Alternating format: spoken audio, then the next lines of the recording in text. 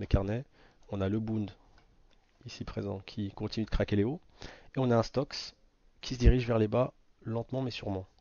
Et bon, on a un S&P qui craque aussi les bas, mais le S&P à cette heure-là il est moins représentatif. Donc ce qu'on va regarder c'est vraiment le Stoxx, le DAX, le pétrole et le Bund. Voilà. Donc le pétrole, c'est fou, c'est qu'il est passé sous les 30. Il n'y a toujours aucun retracement. Normalement, c'est des zones qu'on va vouloir acheter ici.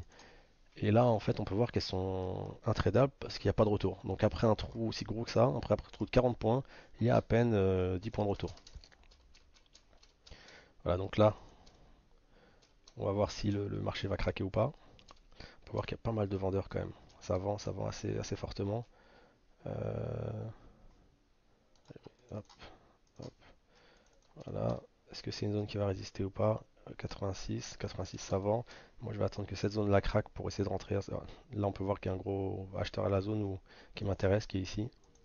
Donc le but c'est de voir si ça résiste, de rentrer, s'il craque. Là on a complètement échoué à 86-85.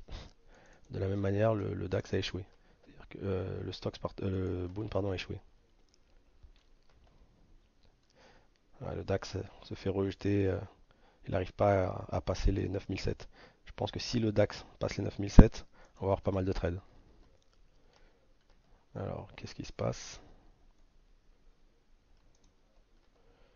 Et on a un euro-dollar qui vivote, qui bouge à peine. On peut voir sur le graphique de l'euro-dollar, pendant que tous les marchés bougent, lui, bon, il reste sur ses plus hauts, mais voilà, c'est pas pour l'euro-dollar, c'est pas très intéressant. Ça oscille sur quelques points, sur même pas 10 points. C'est vraiment pas quelque chose qu'on aime trader.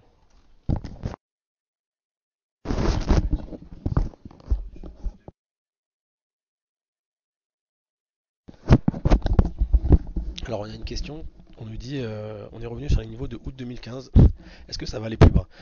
Là, tous les spécialistes s'accordent à dire que le marché peut descendre vraiment beaucoup plus. Là, on le voit, déjà hier, ils ont testé, ils sont allés jusqu'à 65, donc c'est une zone qu'on a tradé ici, et il y a un retour tout de suite jusqu'à 20. Et aujourd'hui, on peut voir sur le graphique, de la même manière, il est ouvert encore avec un gap, et il continue de baisser. Je pense vraiment qu'il peut aller tester beaucoup plus bas. Le plus dur, c'était d'aller chercher les 3000. Une fois qu'il a cassé les 3000 quelques fois, je pense vraiment que maintenant, il peut aller plus bas. Voilà, ça c'est hier. Hier, il est allé 65. Voilà.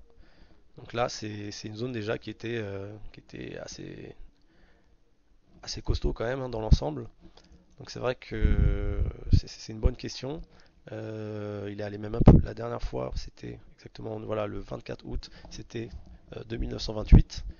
Le problème d'autre, c'est qu'il y a moins de liquidité, donc forcément les marchés, bon, on peut le voir ici sur le graphique, donc c'est pour ça qu'on est on n'est pas très motivé pour trader en général en été. Comme les marchés sont vides, il suffit qu'il y ait un gros intervenant, il peut faire tout bouger assez fortement. Donc là, c'est ce qui s'est passé. On peut voir que il a fait à peu près, ouais, il a fait à peu près 240 points en une journée. Donc ça, c'est quand même assez costaud. C'était à la suite de la Chine d'ailleurs, il me semble, où il avait vraiment, c'est cette journée où il a vraiment fait un pic de volatilité. Je pense qu'il peut retourner parce qu'à la différence d'autres, là on peut voir, on y va, mais quand même avec beaucoup de range. Donc là on peut voir que les acheteurs n'y vont pas par panique, ils y vont vraiment par décision réfléchie.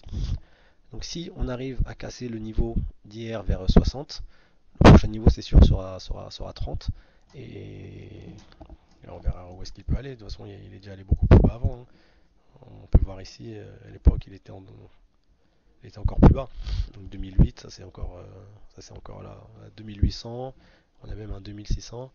Donc ça va vraiment dépendre aussi des annonces de la Banque centrale. Si la Banque centrale se décide à augmenter du QE comme tout le monde l'attend, à baisser les taux de dépôt encore une fois, c'est ce qu'ils ont dit d'ailleurs hier. Hier, ils ont affirmé qu'ils avaient encore de la marge pour baisser les taux de dépôt. S'ils s'engagent à baisser les taux de dépôt, augmenter le QE, je pense on peut remonter assez fortement. Par contre, s'ils déçoivent encore une fois comme ils ont déçu en décembre, là c'est possible qu'on aille voir les 2008. Voilà, voilà c'est dommage, c'est qu'on a une zone qui résiste très fortement, que ce soit sur le Stoxx, sur le Bund.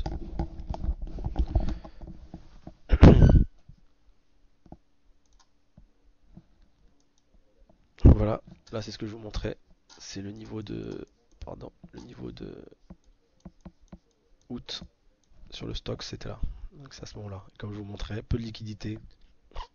Donc peu de liquidité, peu de volume. Il suffit qu'il y ait une grosse main qui rentre et on peut tout casser. Donc on est passé de 3004 à 3920 en 3 jours. Donc c'est vrai que c'est là à l'heure actuelle, avec les volumes actuels, ça va être un peu plus compliqué.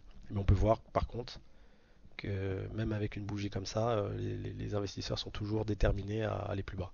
Et on peut le voir sur le pétrole aussi. On peut voir sur le pétrole avec un pétrole qui reste coincé sous les 3000. Parce que la dernière fois qu'il était à 30, c'était la semaine dernière, il a fait un tour assez rapide. Il a fait 30, il est allé directement taper les 31 et quelques. Là, il reste collé sous les 30. Donc ça peut vouloir dire que finalement, c'est un prix qui convient aux investisseurs. On commence à avoir un peu de vendeurs sur le DAX. Donc on va voir si le Stoxx va suivre et va retourner vers les plus bas. Si vous avez des questions, toujours, n'hésitez pas hein, sur le chat.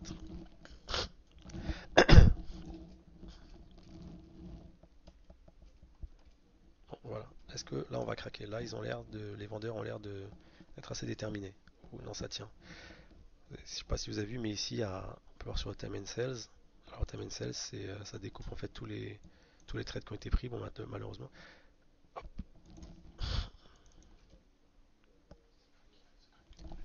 voilà, ça craque les bas. Ah, j'étais un peu lent, malheureusement. Comme ma file d'attente a été pas bonne, j'ai préféré le retirer. Parce que si ça veut dire que si je suis 4 centièmes sur 500, si je suis pris, c'est que tout le monde a été pris, c'est qu'il y a de fortes chances pour qu'il descende plus. Là, on a une forte main qui est en dessous. Je ne sais pas si c'est des vrais, mais on peut voir au volume qu'il n'y a plus trop de vendeurs ici. Là, il commence à se faire exécuter. Est-ce que c'est une zone qui je vais préférer attendre un peu plus bas?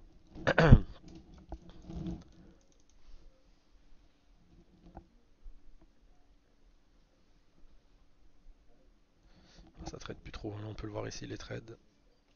Ouais, hop, là, il y a un lot, un lot. C'est vrai que ça trade un peu moins là. On a une petite main de 50, 7. Donc ça fait peur, c'est-à-dire qu'il n'y a plus d'acheteurs, mais dans l'inverse, il n'y a plus de vendeurs. Donc là, il faut qu'il y ait une main qui s'annonce. Et à côté, on a un boon qui craque les hauts. Donc rentrer comme ça sur un boon qui craque les hauts, c'est un peu compliqué.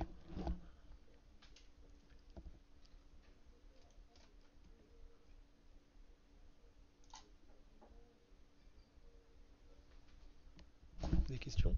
Vous avez des questions?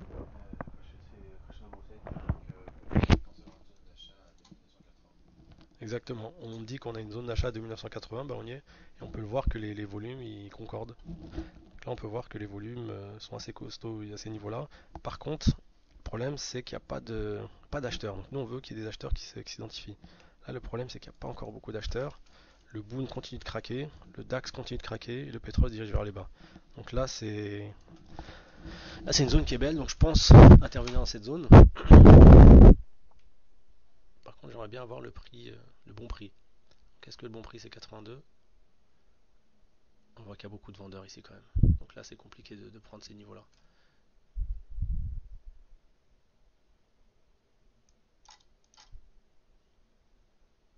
Ouais, c'est possible. Est-ce qu'on va essayer?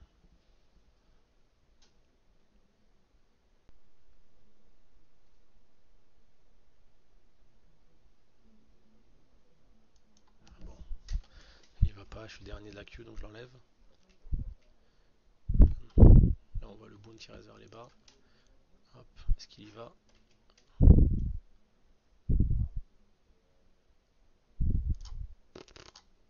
Hop, alors. Là, c'est dangereux. C'est que voilà, bon, là, ça commence à intervenir malheureusement. Voilà, c'est ça, c'est la zone. Comme on l'a dit tout à l'heure, nous, on attendait que ça pète pour aller à 80. Ça arrêté un peu plus tôt, avec pas beaucoup d'échanges à 82, mais ça arrêté de manière où on n'arrive pas à voir s'il y a un bon acheteur. Là, on peut voir beaucoup de vendeurs. Là, il y a beaucoup de vendeurs, ouais, mais les acheteurs ne s'identifient pas. Donc ça ne convainc pas à rentrer. Là, il continue à bien. Voilà, il faut savoir attendre, il faut savoir être patient et attendre son prix. Donc là, on a fait un trade qui était pas bon, donc on a pris notre paume. Donc c'est pour ça que c'est très important de sortir. Là, je suis sorti à 87. Si je l'avais gardé, bah, j'aurais perdu juste encore plus. Donc c'est pas le but. Le but, c'est maintenant d'attendre un bon prix. Ici, ça pourrait être un très bon prix, mais malheureusement, les acheteurs, on peut voir ils se manifestent mais assez difficilement. Donc ça, c'est un point qui nous rassure pas. Ce qui, bon, vous voyez, ça vend beaucoup. Ça vend beaucoup. Voilà, on le voit là, dès que ça remonte à 84, ils vendent, ils vendent, ils vendent. Voilà, là on est sur le niveau.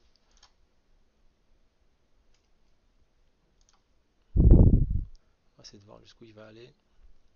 Là, il peut craquer, donc s'il craque, je pense regarder vers ici.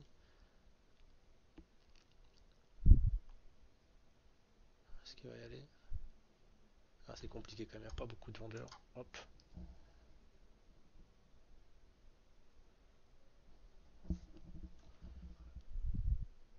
Il y a un peu d'acheteurs qui se manifestent, mais c'est assez limité.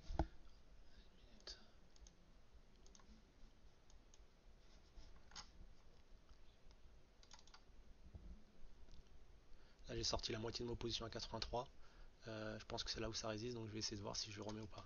Le problème, c'est toujours ça, c'est un boom qui colle les hauts, un DAX qui colle les bas, et un pétrole qui colle les bas. Donc là, même l'euro dollar colle les hauts. Donc là, tout va dans le même sens. Donc c'est un peu compliqué.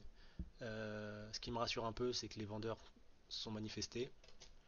Donc on va voir un peu si on va sortir incessamment ou pas. Là, on peut voir sur le graphique. Euh, le retour, on peut espérer 84-85 si c'est la résistance de tout à l'heure. Mais si je vois que les acheteurs ne veulent pas, je vais sortir. On n'est pas lié à une résistance. Donc là, on n'entend plus. Allô, allô.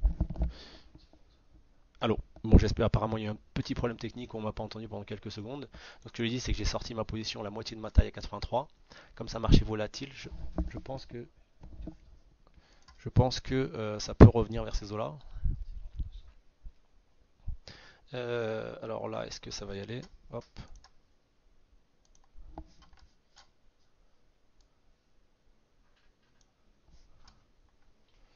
Ça, c'est la zone. Je pense sortir dans ces zones. Si je vois qu'il casse la zone de 83, c'est pour aller à 89. Là, c'est pile là, voilà, là, c'est la résistance. Est-ce que là, il y a deux choix? Est-ce qu'on sort là, sans regret, ou est-ce qu'on attend que ça craque? Là, c'est le choix à faire. Donc, comment on détermine ce choix? C'est par l'analyse du carnet d'ordre, tout simplement. On voit qu'il y a beaucoup d'acheteurs, enfin, les acheteurs se manifestent bien.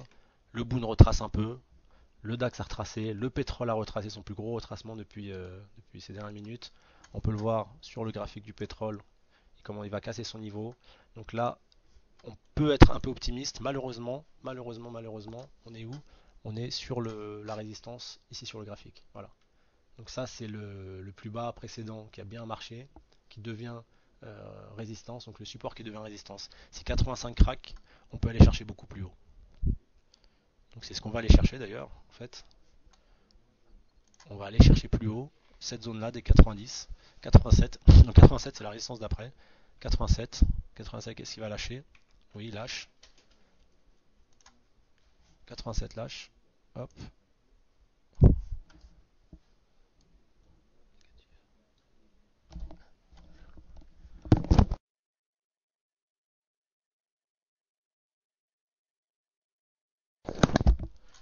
Bon, là, on va commencer à sortir un peu, hein, je pense, hein. Donc là, c'est un bon trade. On a fait pas mal de ticks, donc c'est parfait. Allez, je sors à 90. Voilà. Hop. Il me reste qu'un lot sorti. Voilà. Donc c'est pour ça, c'est vrai que c'est la patience, c'est 90% du métier.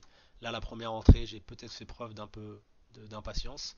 Mais comme je vous l'ai dit, c'est pour ça qu'il faut pas s'entêter, il faut sortir. Si j'étais pas sorti à 87, bah, j'aurais juste perdu 7 points de plus pour attendre un meilleur prix. Donc là, on est sorti, on a pu remettre mieux à 80, malheureusement qui est le plus bas.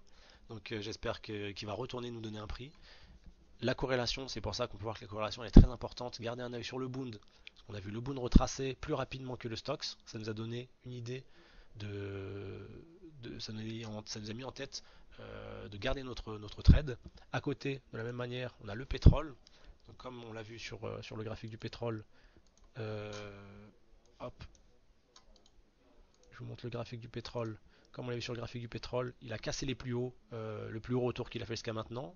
Et le plus bas, il a complètement échoué. Vous voyez, le plus bas qu'il a fait à 10h, bah, à 10h17, il n'a pas réussi, il a échoué. Donc, ça, pas mon le plus grand, mais comme je gardais un œil sur le carnet d'ordre, voilà, je garde le carnet d'ordre, c'est peut nous donner un trade, voilà.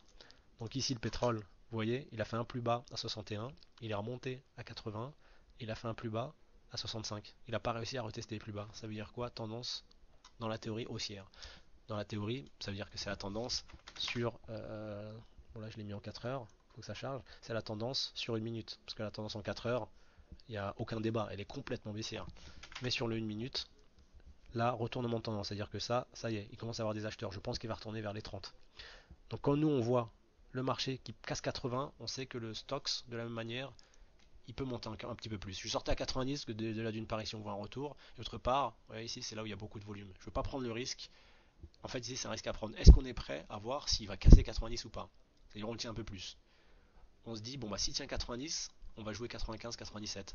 Par contre, à l'inverse, on peut se dire, je ne veux pas prendre le risque.